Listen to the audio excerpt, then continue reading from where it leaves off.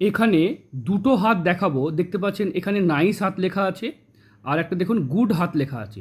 দুটো হাতের মধ্যে কোন হাতে বেশি পরিশ্রম করতে হয়, কোন হাতটা মানে কোন হাতের জাতিকার হাতে বেশি পরিশ্রম করতে হয়।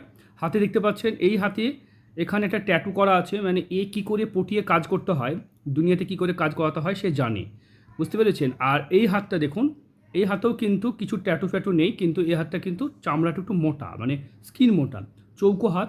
এই জাতিকা দুটোর মধ্যেই, দুটোই কিন্তু কর্মজীবী, দুটোই কাজ করেন, মানে বসে কেউ খায় না, কিন্তু তার মধ্যে বেশি পরিশ্রম কে করতে পারবে এবং কে বেশি সুখে থাকবে। দেখুন এই হাতটা দেখতে পাচ্ছেন, হাতটা সুন্দরভাবে দেখেন, হাতের গঠন, আয়ুরেখা, মস্তিষ্ক রেখা, হৃদয় রেখা। এই হাতেও সেম টু সেম সবই আছে, তবে এই হাতে একটু আয়ুরেখা ছোট আছে, তবে মস্তিষ্ক রেখা, হৃদয় রেখা সবই আছে। হাতের গঠন দেখে বলতে হবে যে কে বেশি পরিশ্রমী। অবশ্যই কমেন্ট করুন, অবশ্যই কমেন্টে উত্তর দেবেন।